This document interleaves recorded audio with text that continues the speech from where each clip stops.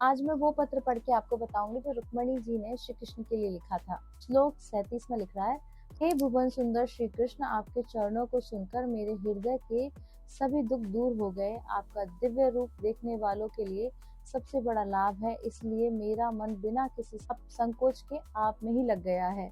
श्लोक 38 है, का त्वां मुकुंद महिति कुलशील रूप विद्या वयोद्र विण धाम विराट मतु लयम धीरा पतिम कुलवती न व्रणिते कन्या काले नरसिंह नरलोकमनो विरामम।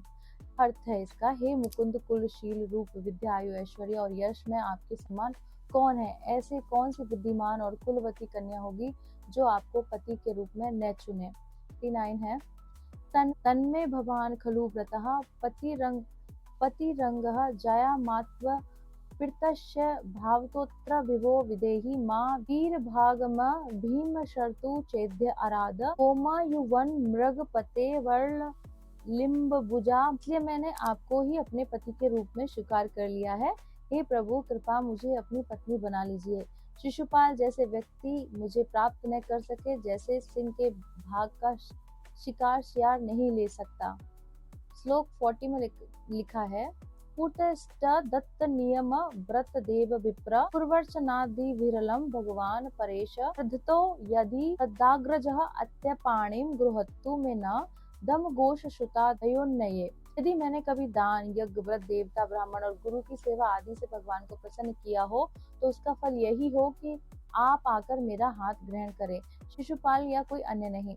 श्लोक 41 है, शवो भाविनी हम जीतो द्वहने विदभार्ण गुप्तः समेत प्रतनापति भी परिवीत निर्मथ्य चेद मगधेन्द्र वलम सह महाराक्षसेन विधिनो द्वह वीर्य शुल्काम।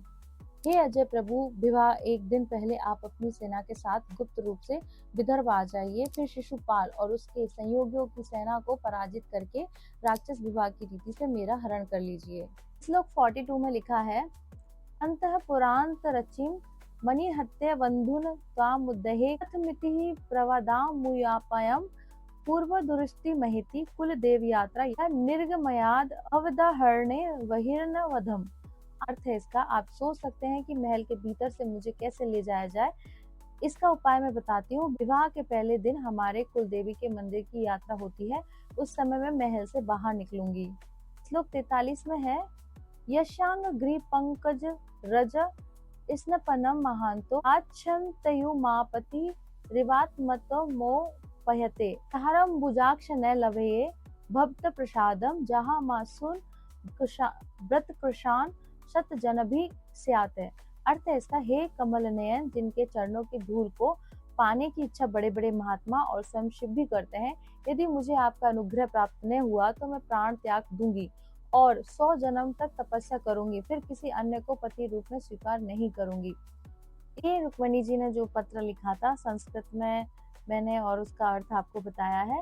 तो ये जानकारी अच्छी लगी है तो इसे शेयर कर दीजिए, मुझे सब्सक्राइब कर लीजिए और बोलिए नमः पार्वती पते हर हर महादेव शिव शंभो। राधे कृष्णा।